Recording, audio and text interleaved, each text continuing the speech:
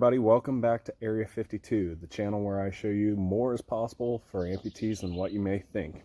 Your life isn't over just because you're an amputee. So today we are going to be working on my Honda back here, as you can see behind me. You may have seen it in some of my other videos sitting in the background. I bought this bike just because it's been a long time since I've been on a rocket, and I just kind of wanted to ride one again. But it developed a little bit of an oil leak, so it's been parked for several weeks now until I got some time to look into it.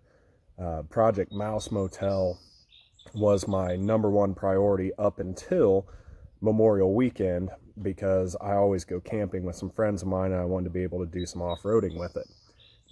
And I did. So I'll be giving you an update on that project here in a little bit.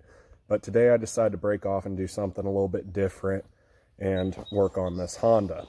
Today I'm using my myoelectric socket dual sight with my ETD hook.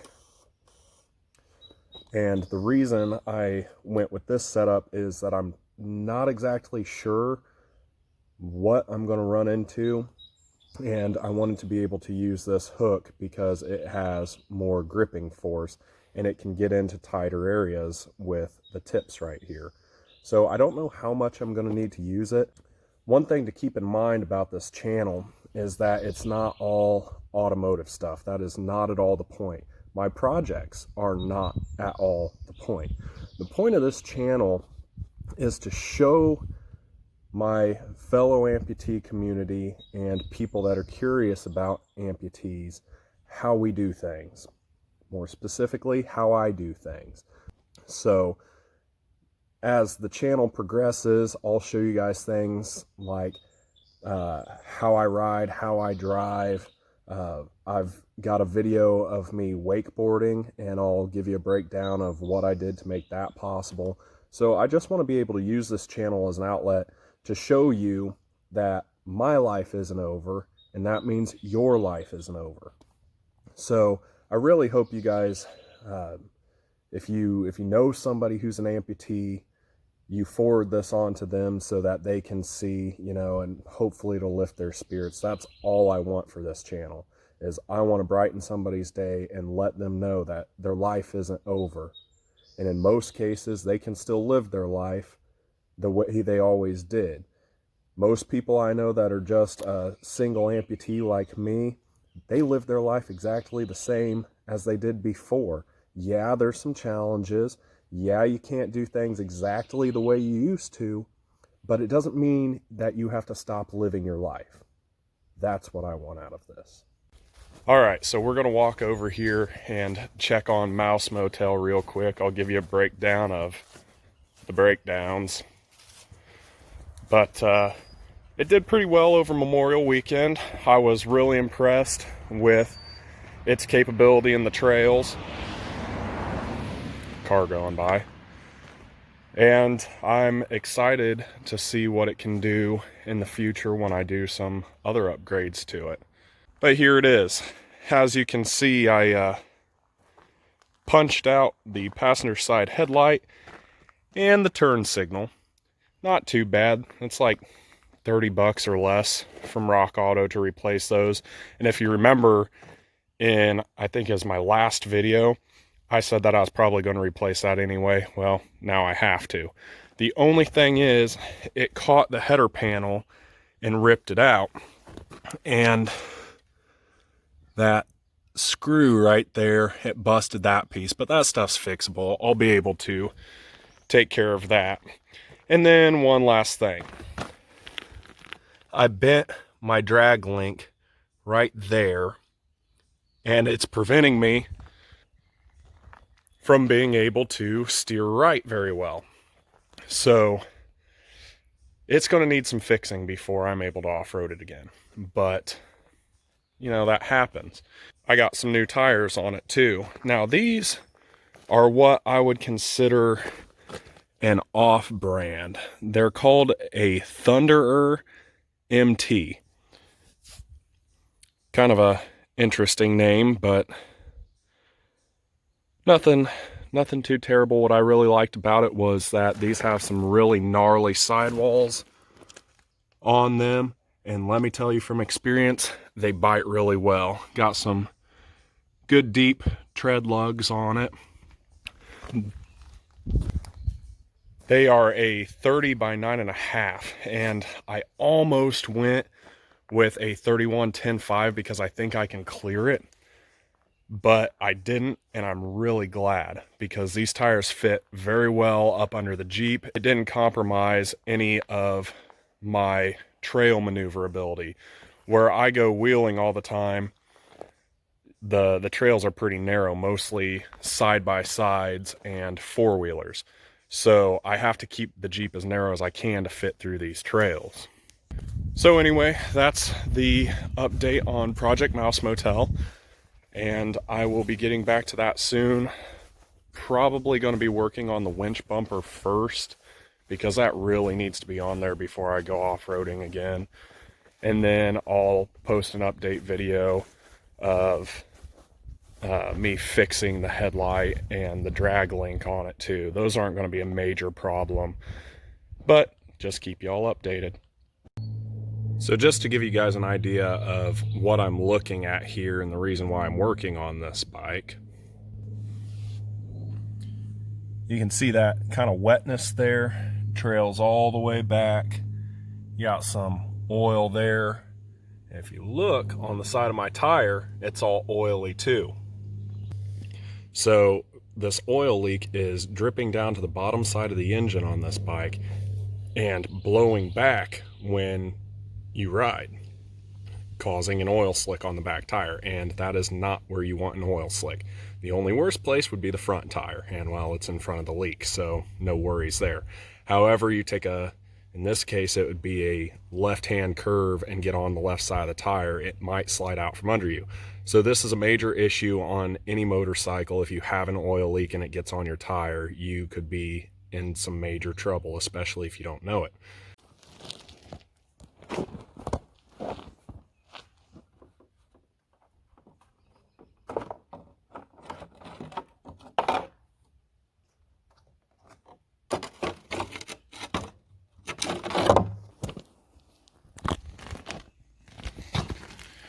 Alright, so far there isn't anything too obvious as to the culprit here.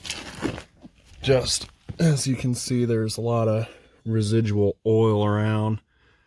There's some on this hose here, and it looks like there's some up here too. So what I'm wondering is if it's not leaking from the back side of the engine or somewhere up there, though I don't see a whole lot of oil up in that area, but there's definitely some back here, so I'll just have to keep looking. One thing I did just notice though is if you look, that bolt on the water pump has oil dripping off of it, so I'm curious as to where that came from. Maybe the seal on the water pump is leaking, which could be possible on this bike. So the first thing I'm going to do is use some brake cleaner and clean up the areas where I think it's coming from, and then start the bike back up and run it and see if I can see a leak anywhere.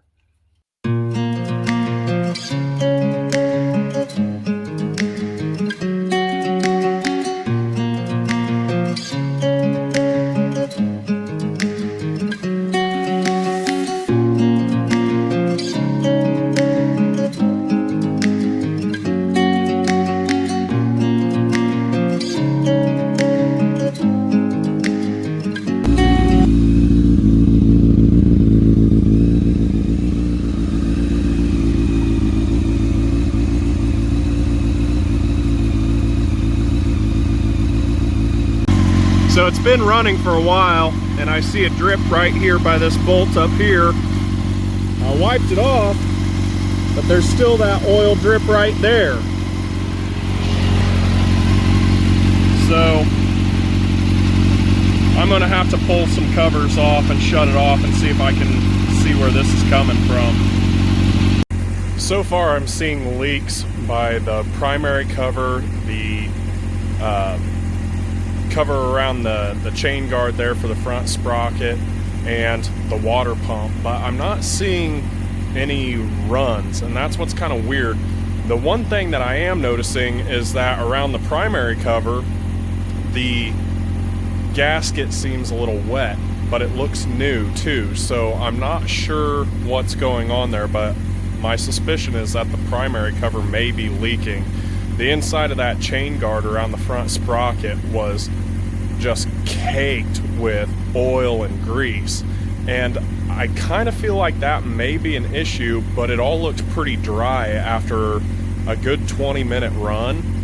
So I think what I'm going to do next, the leak seems to be worse when you're riding it, so I'm thinking about just kind of putting it up and down the road a couple times.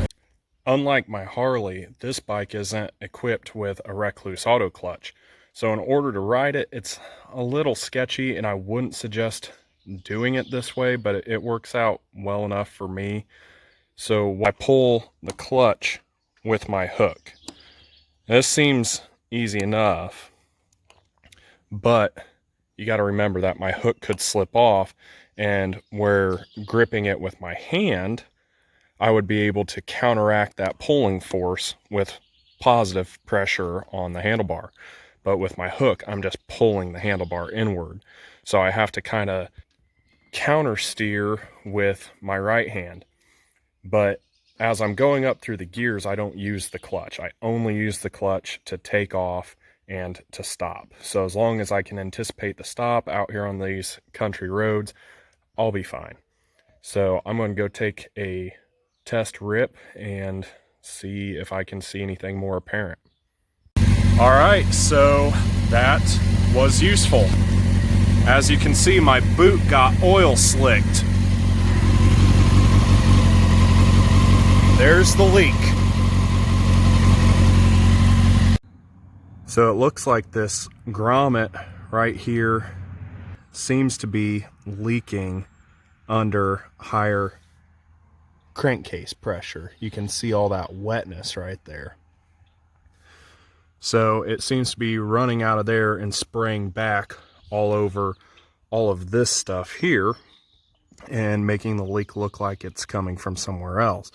As you can see, that gasket in there looks pretty darn new. So I'm guessing somebody must have replaced this, and it kind of looks like they use some kind of sealant there, which is probably causing this leak. So I'm going to have to take that off and see what the deal is with that. But at least I know more now than I did an hour ago. So probably pick this project back up later. This was more of an exploratory type of deal just to see if I could figure out where it's coming from. And now that I have a pretty good idea, I will have to do some research on fixing it and see if anybody else has had this problem before. So far, I really haven't had to use my prosthetic for anything more than operating the clutch lever when I just took it on that test ride. So this hasn't been a really hard project for me, and it looks like it'll be a fairly easy fix. So I rode the motorcycle into the garage because it's starting to get dark outside, and I went ahead and took the stator cover off, and I found something pretty interesting. I'm going to show you and see if you catch it, and then I'll tell you what it is. So here is the stator and its cover, and then there's the flywheel and everything. I don't see anything too obvious as far as issues there. Just take a look at this gasket here. Tell me if you see anything funny. So if you look, the part of the gasket up where those stator wires are is wet on the case side of the gasket. Obviously down here it's going to be wet because when I broke the bolts loose, oil dripped through. The gasket itself is pretty securely fastened to the stator cover, but what I noticed is all this area around here is dry. But right there, it's nice and wet. So I'm guessing somehow oil was leaking on this side of the gasket and getting through there. So I'm going to have to peel this gasket off and look into that issue a little bit further and try to figure out how I can stop that from happening in the future. But I don't have a gasket right now, so this project is going to have to sit for a couple days until I can get a new gasket and put this thing back together. Hey everybody, so I decided to end the video off there.